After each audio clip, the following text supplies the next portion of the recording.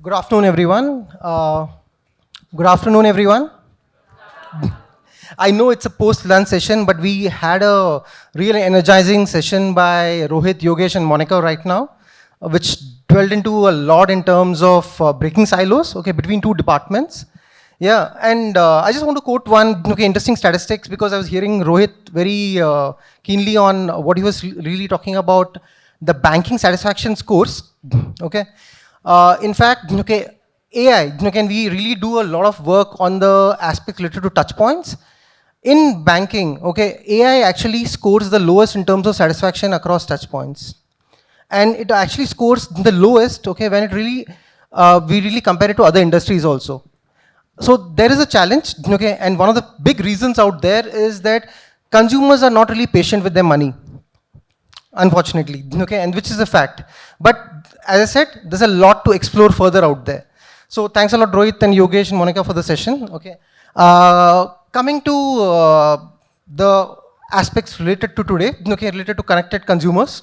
Okay, a connected CRM and connected consumer is more about exploring, okay, multiple aspects. One is take the process, put the software with it, yeah, add the strategy to it because you need to really see patterns finally. Yeah, and at the center of all of this is two aspects, two C's, very important. One is the culture, and second is the consumer and the customer at the heart.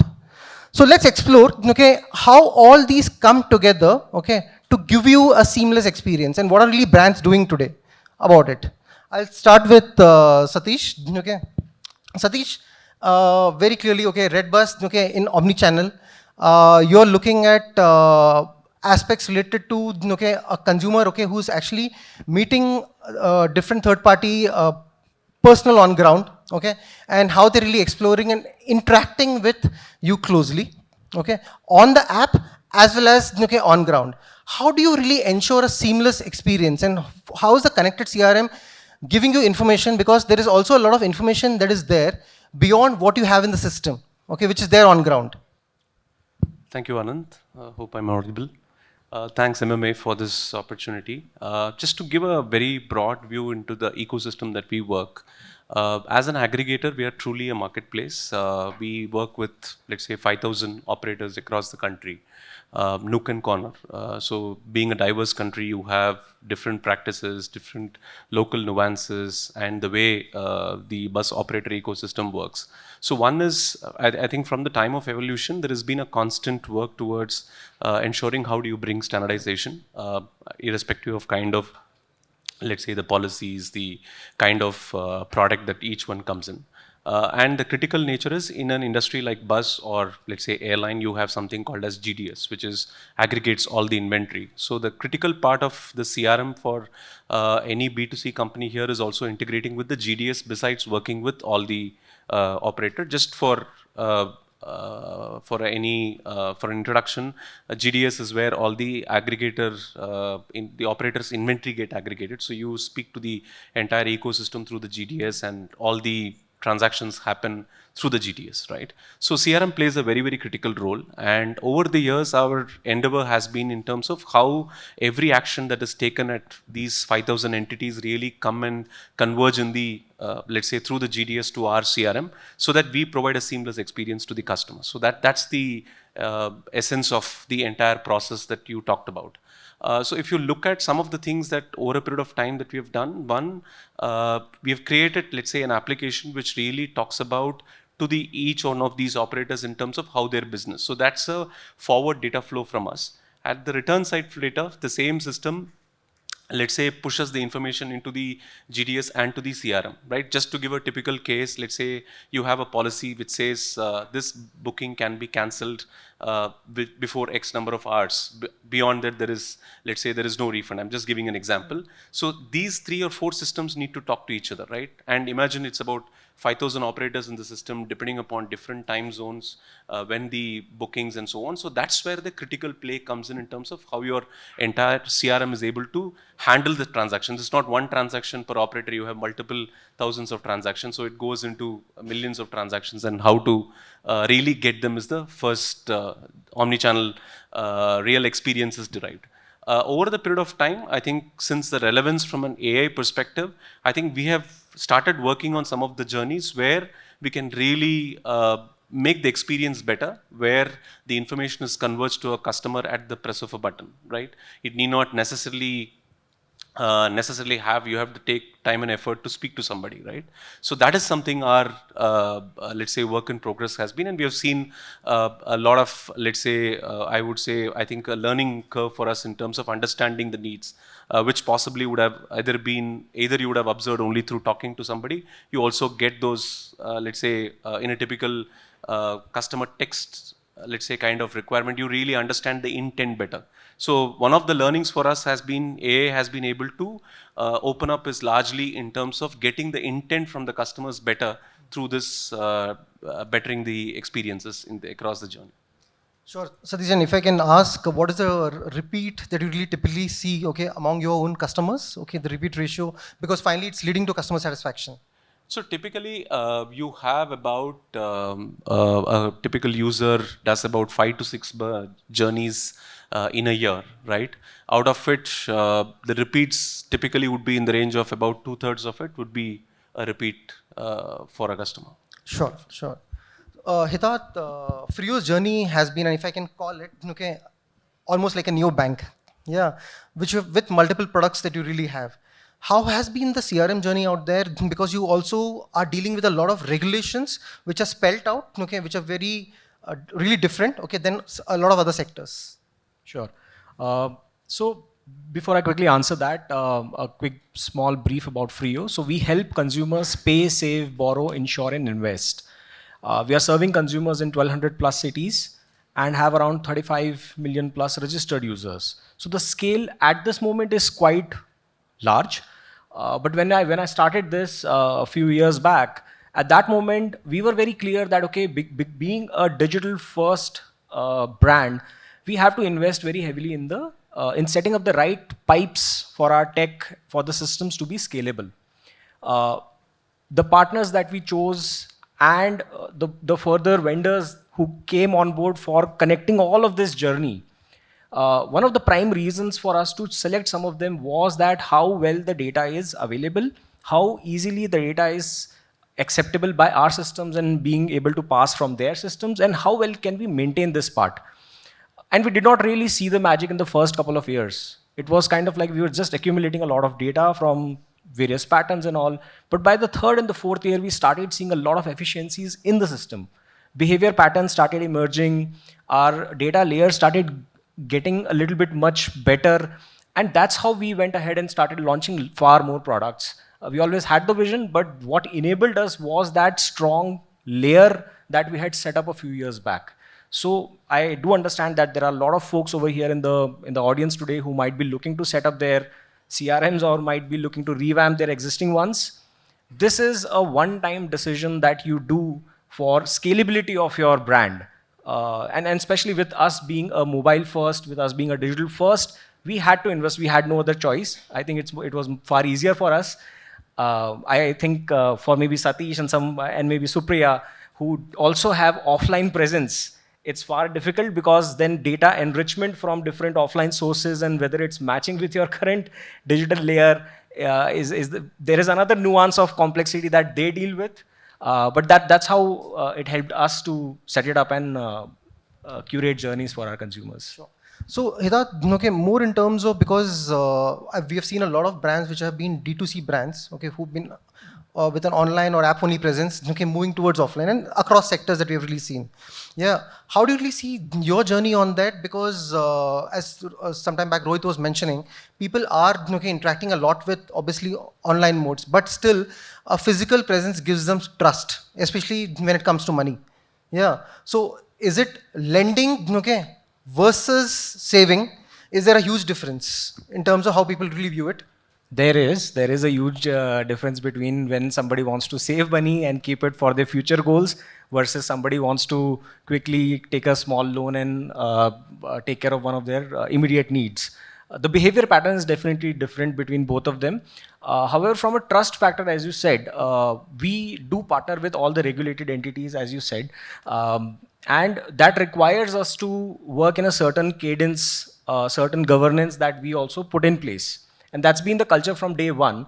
So that's not been really too much of a challenge because, of course, every time a new regulation or there is a compliance that needs to be coming in, uh, it's the customer facing experience that needs to adapt to it, not really the data layer. Right? Data layer is kind of like set up over there, and we have our partners who are all regulated entities as well. So that's not really a big challenge for us. Okay. Sure, sure. Kalyani, okay, in terms of what we were really discussing even sometime back, even yesterday, okay, you have, okay, you're part of a large conglomerate, okay, and you have actually a lot of information at your end, okay, plus the customer database which flows, okay, across companies, okay, like for example, for a Tanish to know, okay, who are the high-end customers in that particular catchment, or, okay, otherwise from other data sources. Is there a way in which you're really managing that, okay, not just within Tanish, but between other data sets that is there across the conglomerate also? So I think what we also discussed in the same space. So I think a large part of this needs to be understood in the nuances of what the business and the brands mean.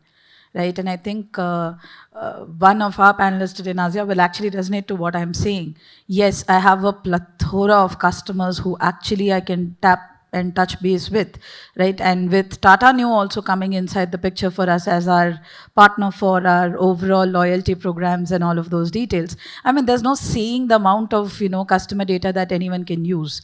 And it's like for a marketer and someone who's working in customer acquisition, that's like, eyes like just convert into stars, like that emoji. But I think the core crux here is, the core ethos of what Tata's and Titan and the core ethos of what we stand for is trust. And data privacy and data management of the customer and upholding the trust of the customer is a bare minimum that's expected by customers who come to us. So there's no saying that I can possibly touch base with a customer who's come into, say, a World of Titan or a Helios or a Tanera directly by Tanishq. So that's not possible for me to directly contact them. Hey, you went to my sister concern, come to me as well. That's not happening because for them, they've walked into a store that said Tanera on the top. They didn't walk into a store that said House of Titan with Tanera, this brands. Like they walked into a brand that said Tanera. So their trust and their hold and their entire loyalty is for that particular brand because they really like what Tanera was offering to them or Tanishq was offering to them or World of Titan or Helios is offering to them. And often we've had, incidentally, we've also had instances and in my earlier days in CX, I've actually had conversations with customers where they contacted us and they told us, hey, are you giving my details? And I think there's some leak that's happening. Okay. Can you guys please check? Somebody from this brand contacted to me. So, and we had a tough time trying to tell them it's a sister concern. So, I mean, that does happen. So, so then we've also evolved from there. So today we have strong, robust systems that sit in place. We know we have certain channels and with very strong CRMs in place, we know exactly where, what to position and how mildly to give that nudge or a push at what time for that customer for them to consider and refer to as a brand. And in fact, Tanishq is one of those brands that's infamously known for not sharing its data. Because let's face it, it's an emotional product that is bought not just as a product, but also as an investment. And it's a high secure data and we're not allowed to share it. So that's something that we maintain. But that doesn't mean that nobody contacts our customer within the sister concerns or stuff. We have channels, we have robust modes and methods that we've put in place.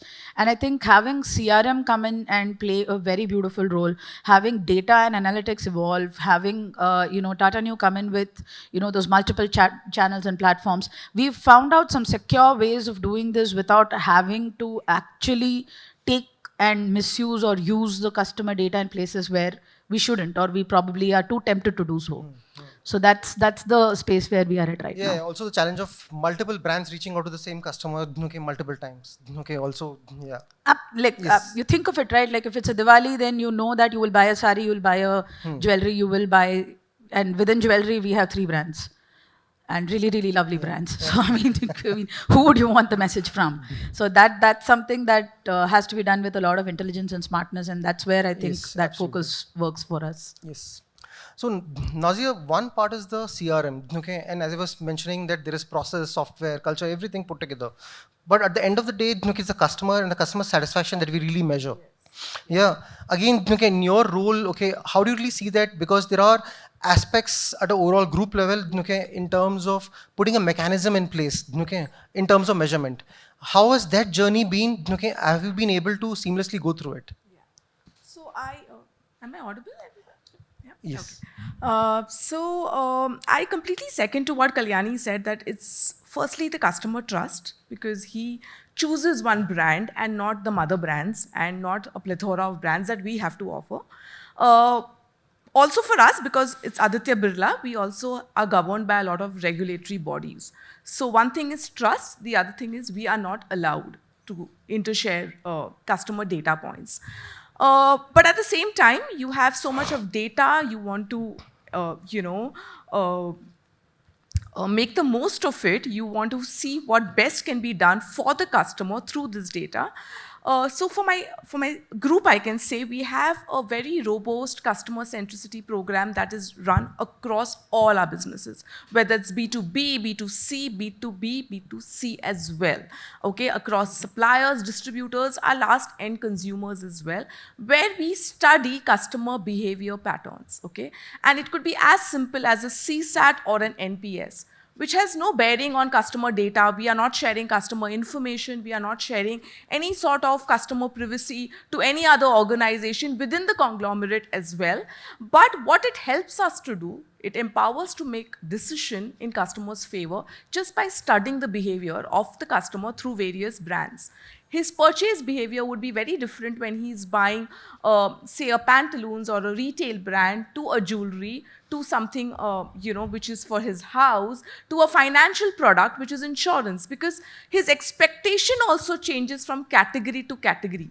So when you have a program, a CX program that cuts across all these journeys, all these milestones and category of products that we offer, it helps you to understand your customer, at the same time maintaining the sanity of course, the customer trust that his information is not exchanged within, the organization. Thanks, Nazia.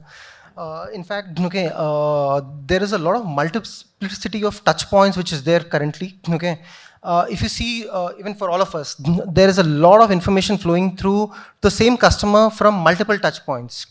Yeah, and the touch points have actually increased quite a bit post-COVID, definitely. Okay, even earlier to a certain extent. Actually, Kantar data shows very clearly from a brand building perspective, 25% of the brand impact comes from paid media, but there is 75% of the impact which actually comes from other touch points, including experiences. And in that regard, Supriya, I just want to ask you, okay, how do you really take care of these multiple touch points, okay, where it is also not intrusive for the customer, he's getting the information, you're not reaching out multiple times, okay, how do you really take care of it? And also with the multiple channels which are there currently. Sure. Thank you for the question, Anand. I'll start with a personal anecdote and come to the question to answer the question eventually. Recently, I was visiting a restaurant with a couple of my girlfriends, and we were on a long weekend. Last weekend we had a long weekend. We stepped out of town, and we went out to Uti, and one of a fine dine restaurant. It said, I wouldn't take the name. Lovely restaurant. We went there, and we had to wait for around 5-10 minutes before we got a seat. We got a seat and we kept sitting. It was 15 minutes till somebody came to our table. Now, very politely, one of my girlfriends, she got from her seat and she went and asked the person in charge that, will somebody come and take our order? The gentleman very politely told her that, Madam, there is a QR code on the table. Why don't you please scan? And the menu is at your fingertips. And she came back. She said, oh, my bad. And then we opened our phones and we scanned the QR code. And oh boy, what did it open? It was a PDF of the menu. So, long story short, they insisted that you scan the QR code so that you can get access to the menu. However, the QR code and the menu did not allow me to place the order online, and hence my experience was fragmented. So there is a menu that is digitally available, but it is not connected to how I can place my order, and therefore I have to interact multiple times, and I kept waiting. I might not go to that restaurant again. I might not tell the restaurant that I will come to your restaurant again, but I had a bad experience. Long story short, broken digital experiences. And that is what happens, Anand, when even systems internally are not talking to each other. Multiple touch points, yes. And I don't think this is recent. We are almost a decade now, or more than that, where the multiplicity of touch points have increased in our lives. And the way people are interacting with brands through multiple touch points are only continuing to increase. In the recent times, one more layer added, OpenAI, ChatGPT, multiple. Because people don't go to Google and search anymore. Why do I have to search? I can just go to OpenAI and I ask a question. I'll get the answer. So that is one more touch point added that I need to take care of in the future. Having said that, there are two projects within Lenovo that is very close to my heart, and I can give that example. One is something that we like to call is the project Zero Friction. The name itself, I suppose, says everything. Zero friction primarily means that we do not want friction to be between multiple touch points through which our consumers or customers interact with us. So Zero Friction was a project which is more output oriented. I will come to it once I have spoken about the first one, which is Project North Star. Project North Star is something that we started internally in the Lenovo India consumer team. That was a couple of years back when I was in a previous role. But what it did was, the whole objective of Project North Star was to aggregate all kinds of customer data into one platform. What it meant was, any digital marketing related campaigns that we were running, we had the customer data for that source into that platform. We had any kind of products that people were buying and registering with us, which is product registrations.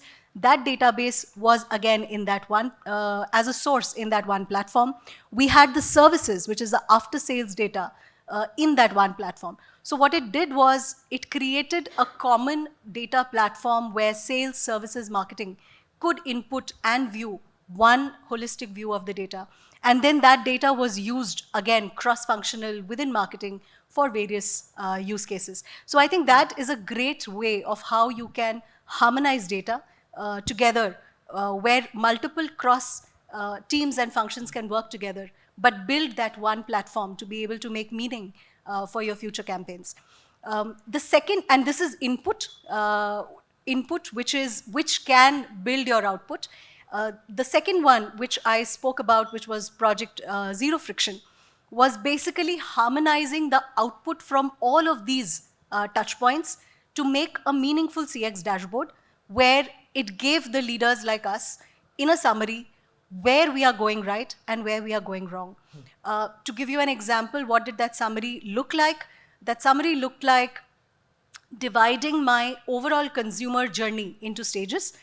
There is an awareness stage, there is a consideration phase, there is a buy phase, and then there is a post-sales, or a after I have done sales, what happens to my customer, which is the sales phase.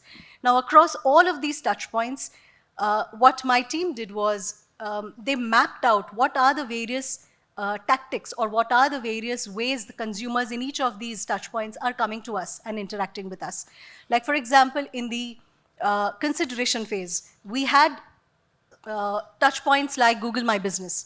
Lenovo retail stores, we have around 500 plus retail stores. Google My Business is a very, very important platform where consumers rate us, where consumers leave reviews for us. So what are the consumers telling us on that one platform? Amazon ratings, Flipkart ratings. Again, consideration phase, very, very important. What is my ratings on those platforms?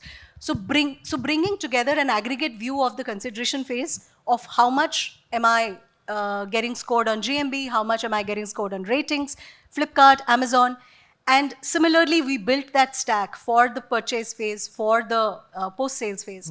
And then that dashboard became my Project Zero Friction. And in that one summary, I was able to say that, hey, Mr. After Sales Service, my service head, your average turnaround time is going down. What can we do about it? This is not working. Let's sit together. So this is how we worked to kind of manage the input and output of the multiple touch points. One is building input systems that can have meaningful impact on future campaigns? And second, what are we doing with it, which is again building a common multiple touch point output-oriented CX dashboard, which can drive meaningful results and tell us what is working and what is not working. Sure. Perfect, Supriya. Okay, in fact, just to add to Supriya's example, we were recently doing a mystery audit for one of the life insurance companies. Okay, and it'll be very interesting for you to know that you can purchase a policy online, but if you actually go and surrender the policy, you have to go to the branch. So we found it very odd, and the customers also found it quite odd because they don't want to really go out if they're going to purchase a policy online. They want to cancel it also online. Yeah, but that has a huge bearing on customer satisfaction, including how do you really recommend to other people. Yeah. Anshul, now coming to you and PTM ads in particular. Okay, how do you really look at the multiplicity of touch points at your end? Okay, including the journey mapping, plus looking at how do you really monetize it. Yeah, from your perspective. Right. Thanks, Anand. So, just taking cue from what Supriya said here in terms of a broken digital journey, I think what Paytm aims to solve today is being the bridge between an online and an offline journey. I think that's the task that we have upon us. And just to give you a brief of the challenge that we have in front of us, I'll just give some broad public numbers, right? So we have about a few 100 million sort of registered users on the app, 100 million of them monthly active. With that, we have an offline ecosystem where we have about 10 million sound boxes, 4 million merchants, we have 40 million QRs, we have 1 million card swiping machines, and then we have the payment gateway with sort of millions of transactions happening at the same time, right? Now, all of these are data points that we deal with on a daily basis. And these are the data points that we accumulate that we have to form to make one view of the customer, right? That's the connected commerce, omni-channel, online to offline challenge that sort of Paytm deals with and then monetizes with, right? With all of these touch points available today, just to take an example, like Supriya mentioned, she went to a restaurant, maybe she paid through a fintech app or a QR code or a UPI, that could be Paytm. So that's a customer who's making a food transaction. She may have shopped on the Chroma website through a payment gateway, which may be run by Paytm. She may have paid for a credit card bill on the app. She may have paid for electricity bill on the app as well. So there are these few hundred million of these customers who are daily transacting either online or offline with our ecosystem, right? And with that power of billions of transactions happening at the same time, we form that one view. And a very nuanced, deterministic view of hundreds of these audience behaviors, right? So I'm able to then say that, hey, Supriya is a food enthusiast, while, Hitarth may be an avid traveler because of the behaviors that I've observed before, because of the spending power that I see. So what that does so that's first of all the understanding of the ecosystem that we sort of have. Now, I run the Paytm ads business, which is the monetizing part of Paytm piece, right? Which is more a cross-sell and an upsell business on the entire, after the acquisition and retention of the user on UPI, on credit card bills or utility payments, right? Now, from an advertiser perspective, this is gold mine of data. From an advertising perspective,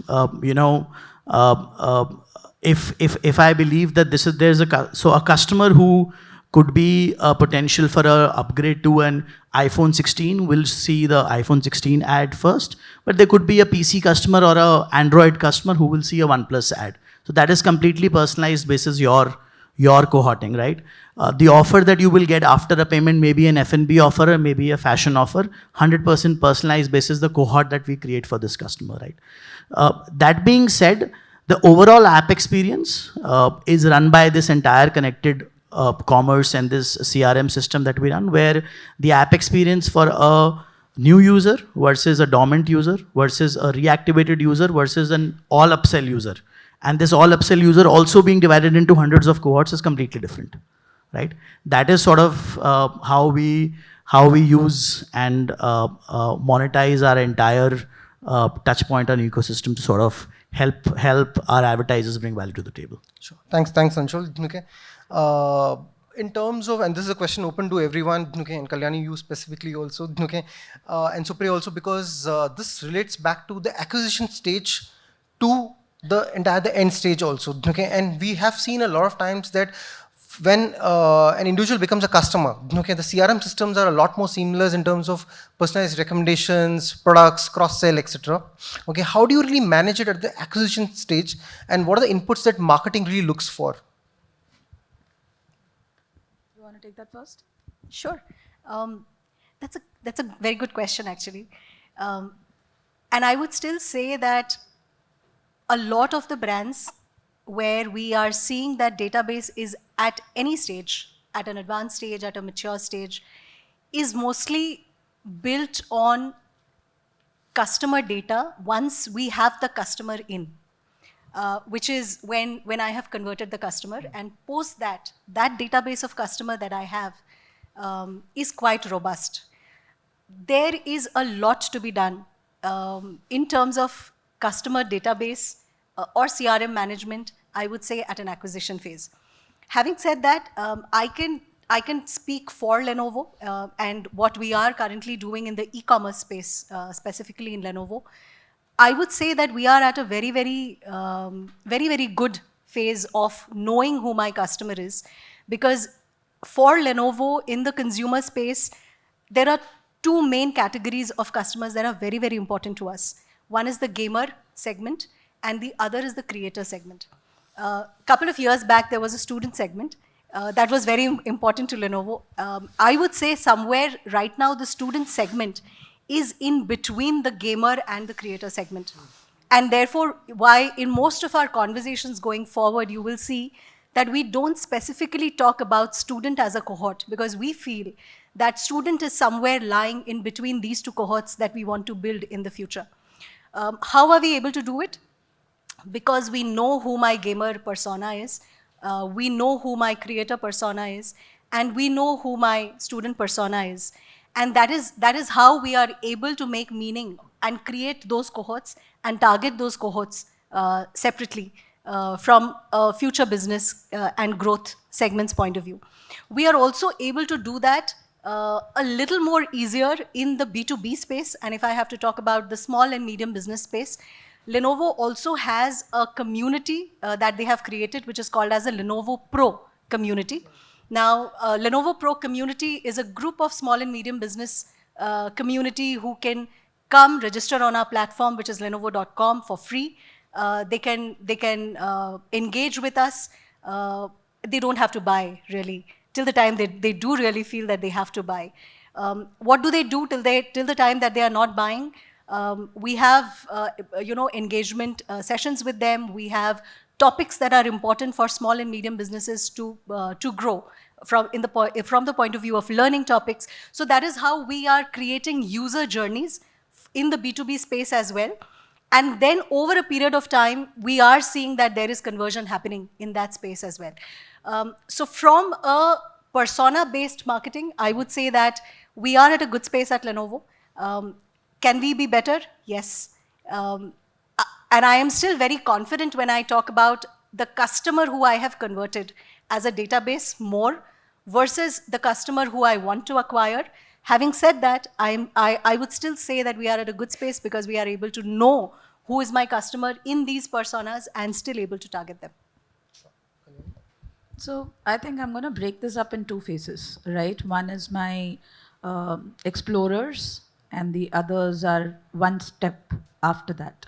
Like, I just didn't explore you, but I've also just entered your store. I'm still exploring, but I'm slightly more interested in your brand, right? And I have, since a large portion of where I talk to my customers is still brick and mortar in my retail stores. So that's the space where I'm saying I'll break it into two spaces. So on the online space, like, how beautifully Supriya also articulated, we are very well structured. We're very well structured in terms of how we reach out, what are our customer segments that we reach out to. When are we talking about what kind of campaigns and who are the type of customers who are likely to come back from this. And we've got historic data that's giving us the kind of patterns and the predictabilities and some movements and details, and all of that is happening beautifully because That data we have, so we're able to, capture using that and at least make some intelligent guesses and position ourselves in the online. And what's really helped us is post-COVID, I've got a lot of customers who are first looking online, then coming to my stores. So that's really helpful, really, really helpful, because I know that I know where you are. I don't have to really shoot in the dark. The second part is the most critical part, and Nazia and I had a very brief conversation on that. How are you capturing the customers who've expressed an interest but did not convert? I'm still very heavily reliant on the frontline staff, but the best part of it is my frontline staff is also tech savvy today. So that's not going to be very difficult for us to, bridge that gap. So while we have started and it's looking like a very interesting and a very joyful start for us, we even have feedback of people who've not really bought from us. Can that be healthier? Yes. Can that be better and sharper? Yes. Can that be way more action oriented? Yes. But I think I like where we are right now. Sure, sure. We're almost at the end of time, but I have a couple of questions. Satish, Nazia, Nita in particular. How do you really manage the culture? Because see, it's all about breaking silos. Okay, you may have the data, you may have the process. Okay, you know what's really happening with the customer, but how do you really check? Okay, if the culture is really in place. Okay, for you to maximize all the aspects that the data is talking about. Okay, look at the patterns. Okay, look and also ensure that people are there taking it ahead to the right conclusion. Satish? Yeah, I think, see, one is as we go through this technology evolution and more insights coming in, and you are trying to do a lot of co-pilot, trying to, I would say, put the data into the forefront, into the people who serve customers, right? I think there is also a parallel mindset change that need to happen, because people are used to a certain way of doing things, right? Now you're doing a lot of unlearning, right? So first, I think directly, instead of getting into, let's say, making things happen into execution, I think as an organization, as brands, I think we need to spend time to make people understand the nuances of how it is really helping, because you need to give a purpose for change, right? Nobody decides to just change tomorrow morning because something has come up, right? So that is how really the journey will evolve, in terms of setting the right expectations with people, defining the purpose, why we are doing, and what are the impact of it, right? Purely, both if it is purely largely towards experience, and in some cases it is also being efficient, right? Both ways. I think if the communication can be far more transparent, and let's say it will take some time, it doesn't happen over time. I think that's how the journey, I believe, could be far more faster, rather than trying to move the needle very, very fast, trying to make things happen. Sure. It's 30 seconds. So I think, see, teams that solve problems together, right? They don't need to be culturally aligned, in my opinion. Teams that have different problems of their own, that, okay, I am chasing this KPI, I am chasing that KPI and all, and hence it is disjoint. That's where this problem comes into picture. Typically, it's also a top-down culture that has to be kind of like embedded in the larger team. And as and when the culture sees a lot of problems, different transformations have to happen, something has to go live quickly, okay, and of course, in digital world, cheezein fatti hai, things go to hell, and everybody gets into a war room, right? That's when the real test of the culture comes into picture, and that sets the tonality for the team for the next few iterations. So, of course, in a startup, you see it every Try day. and learn. Yeah. But with established companies, I think over time, as transformation goes in, they see this. Sure. Nazia, just the last word. Yes, I'll just take 20 seconds, I think. So my take on this is that, AI is being created to empower organizations, empower people. But there's a flip side also, and striking the right balance is very important, because, we talk about omnipresent, wanting to know everything about the customer. Customer thinks it's stalking.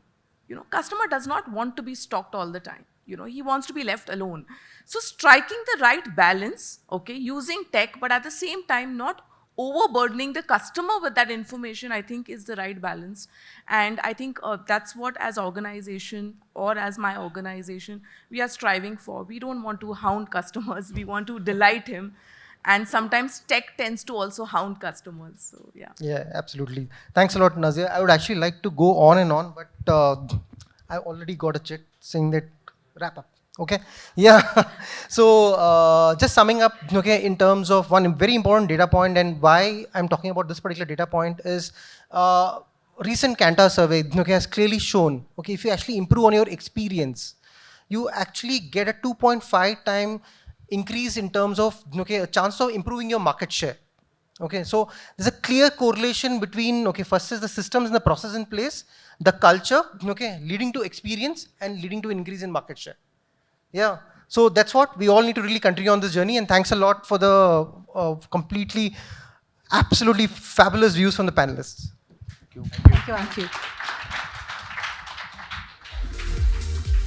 Thank you so much to all our panelists. May I please request Mr. Rohit Bhasin, MME India Board Member, President, Head of Propositions and CMO, Kotak Mahindra Bank India, along with Rahul Joshi, MME India Member, National Sales Director, India Silver Push. Let's give both Rahul and Rohit a bigger round of applause as we welcome them on the stage. And Rohit, if we may request you to first give it to Anand, a token of appreciation.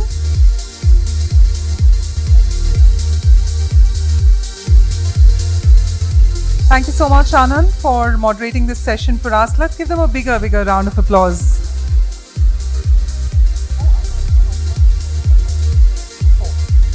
Rohit, if you may request you to give it to Anshul Batra. Anshul, if we can have you in frame with Mr. Rohit Bhasin, let's give them a bigger round of applause. So trying to get the best angle, of course, take out your phones, hashtag Data Unplugged moment right there. Mr. Bhasin, if we can request you to please give it ahead to Hitat Seni. Hitat, if you may request you to please step forward.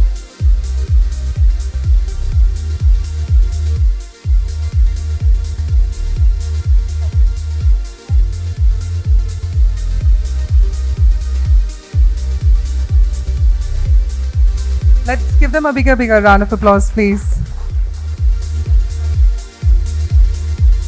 And if you may request you to give it to Nazia. Nazia, if you may request you to please step forward. Allow us an opportunity to have you in one frame together.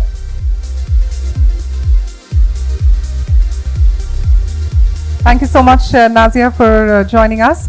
On that note, if I could now further request Rahul to please step forward, allow us to give the token of appreciation to Satish. Satish, thank you so much for your valuable time. Let's give him a big round of applause.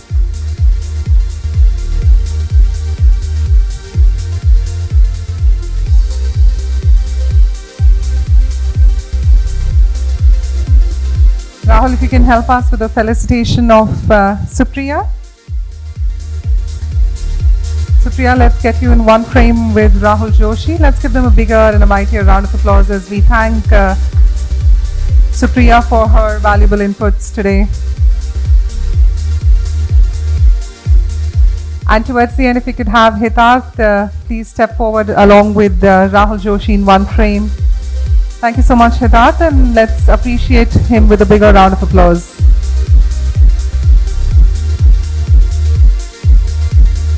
And allow us an opportunity to have all of you in one frame together.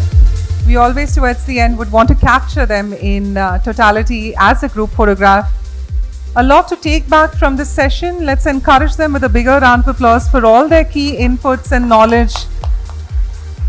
They've all taken out time from their schedules today to join us at the 5th edition of Data Unplugged, and we truly are grateful to all our speakers for their key inputs.